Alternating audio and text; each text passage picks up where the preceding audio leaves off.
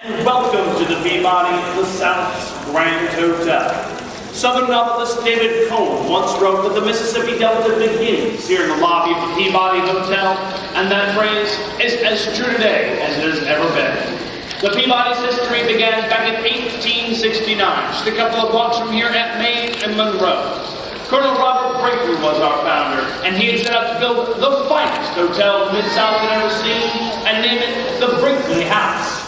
He succeeded on that first point, of course, but just before the grand opening, his good friend Mr. George Peabody passed away. Mr. Peabody was not just a good friend of the owner, he was also a noted humanitarian and philanthropist. And it was in his honor that the name was changed at the last minute from the Brinkley House to the Peabody Hotel. Now, the Peabody has always stood as a symbol of Southern hospitality and elegance, and it was so at Main and Monroe until 1923. It had been decided that we needed to expand and relocate to here, 149 Union Avenue. So after 2 years and about $5 million in construction, on September 1st, 1925, the Peabody reopened its doors to the beautiful hotel we stand in today. The Peabody has also served as a social center here in Memphis. We have played host to countless weddings, proms, parties, and celebrations. Many of those, of course, hosted on the beautiful Peabody rooftop, where we have a gorgeous view of downtown Memphis and the Mississippi River, as well as the Royal Duck Palace, the lavish livings of our fine feathered friends. If you'd like to visit the rooftop for the Duck Palace, ladies and gentlemen, I welcome you to hop into the elevators after 12 o'clock and hit S for Skyway, then take a right out the double doors. On the way back down, or while we're waiting for the rooftop to reopen at 12, I encourage us to visit our memorabilia room. It's up here on the mezzanine, just above the gift shop, and in there we have artifacts and stories unique to the Peabody's history. We have portraits of presidents and stars who have graced our halls. We have played host, in fact, to every president since Harry Truman here at the hotel. We have a piece of Elvis Presley's first contract, which was typed and signed here in this very lobby. And of course, we have my favorite artifact, a memo to our general manager regarding the menu over at Chez Philippe, explaining to him that we can have absolutely no duck served on any menu here at the hotel. Well, ladies and gentlemen, we're of course here to see the march of those Peabody Ducks. But if we haven't done so before, it may surprise us to learn that our whole tradition here got started with a bit of a practical joke. In 1933, our general manager, Mr. Frank Scott, and his friend Chip were out hunting in Arkansas. And they had brought with them, of course, some live duck decoys to help them hunt. They also brought with them some Jack Daniels to help them keep warm. Now, the gentleman focused a bit more on the Jack Daniels. Never quite got around to hunting, and so were surprised when they returned to the hotel and found they had forgotten to leave their 3 English call ducks back at the farm.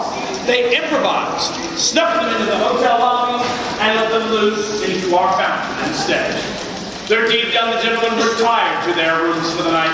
But when they came down the next morning, well, they expected to hear stories of the staff chasing the ducks out and getting them out of the hotel. But what they found was that the ducks had actually behaved. They stayed in the fountain the entire night long. They never hopped out, climbed about the lobby, or waddled off to see the sights of Memphis. And they were again surprised by the crowd that had gathered around the fountain. So they rushed over. They apologized. They said that they would get this cleaned up right away, and people wouldn't have to see the ducks back then. But the people said no. They protested. They loved the ducks and suggested instead that we let them stay as our guests. So, ladies and gentlemen, we've continued to honor that request, for we have had ducks as permanent residents here at the hotel for the past 80 years. Then in 1940, we had a gentleman join us of Belgium, Mr. Edward Pembroke. Mr. Pembroke was a retired animal trainer for Ringling Brothers and Barnum and Bailey Circus. He told us that given the opportunity, he would train our 5 North American mallards to march across the rooftop, ride down the elevator, and then march down the red carpet into our lobby fountain every morning at 11 o'clock. There they would stay until 5 p.m. when he would usher them out of the fountain, march them back up the red carpet, up the elevators, and back to their rooms. Now, Mr. Pembroke proposed this to management. They were skeptical, of course, but they told him if he could figure that out, they'd let him march ducks for as long as he'd like. Mr. Pembroke went on to march ducks with us here at the Peabody for the next 15 years. We also moved ducks all across the country.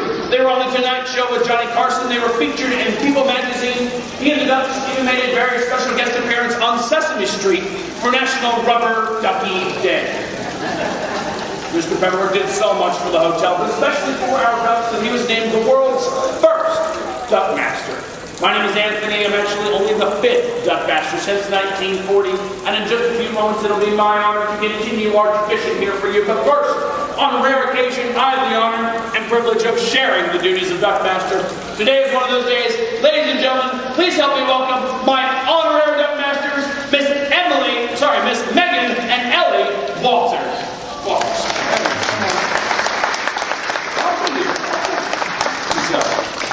Now, ladies and gentlemen, I want us all to know what it means to be nominated as Honorary Duck Masters here at the hotel. It's an official title, it has official duties, and as such, it has an official proclamation. Whereas, the daily march of the world-famous Peabody Ducks is a time-honored tradition, begun in 1933 and attended by countless visitors. And whereas, the care and protection of the Peabody Ducks must be attended to on a daily basis, and can only fall to persons of high standards and great distinction, and whereas you are such people, be it resolved that on June 5th, 2013, Megan and Ellie have been chosen Honorary Duck Masters. Now, of course, in honor of the solemn occasion, we have commissioned for them both the very own Honorary Duck Master rubber duckies. Very important, very nice. But most important, no Duck Master is complete without their very own Honorary Duck Masters cane. There we go. About to grow into that one, so that long. Now, in just a few moments, we're going to use these symbols of office. We're going to usher the ducks across the rooftop. We'll ride down the elevator, but at precisely 11 o'clock, the music will roll, the doors will open, and the ducks will march. We do ask, ladies and gentlemen, that if we are here by the red carpet and the entrance to the elevator, that we keep those areas clear. And please also resist the urge to reach out and pet the ducks. They are wild animals visiting with us after all. Please do our best to remain seated here in the lobby, but finally, and most importantly, ladies and gentlemen, please take as many flash photos as you like. You are all guests with us here today in the Peabody, and this march is for you. On behalf of the ladies and gentlemen and ducks here at the hotel, we thank you for joining us. We'll be right back at 11 o'clock.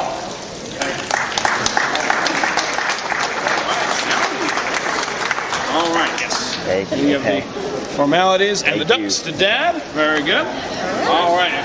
Miss Ellie, we need that. Now, everyone here, please keep a close eye on these numbers up here. We're going to go with the skyways and fly with all the numbers. We're going to go with the skyways and the lobby, the musical wall, and the ducks will march. Now, I was sure to give them a nice big breakfast this morning. They may march a little way. Recommend videos. Right back. Walk in front of them, they get offended and they run on back to the Duck Palace. So, we got all our ducks in a row for a hot minute there. That's good. That's good. Oh, they're so cute. After just a couple days of doing this up here on the rooftop, they got this routine down. No problem. Stands the classic Peabody Hotel, carved in one piece of Italian travertine marble. Although famous in its own right, the fountain is better known the world over because of its residents. If I may direct your attention to the elevators, you will witness a tradition begun in the 1930s at the South Grand Hotel. An experience uniquely yours as a guest of the Peabody. Having just left their penthouse on the plantation roof to join you. Ladies and gentlemen, the march of the world-famous Peabody Ducks.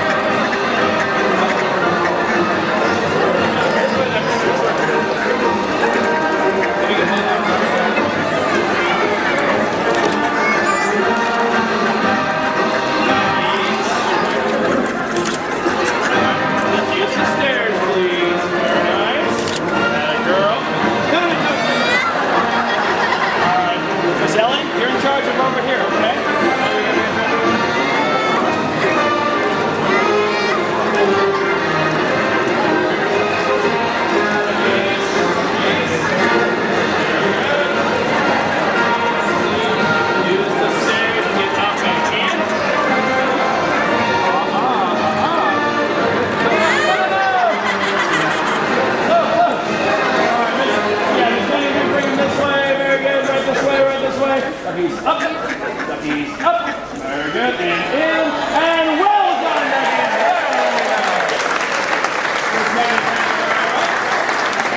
Ladies and gentlemen, the March of the Peabody Ducks. Sort of. Miss Megan, Ellie, and I, thank you for joining us. Have a wonderful day. Thank you very much. Good job. Very nice. Kids, come on up, you guys. Come on up. Very good. Very good.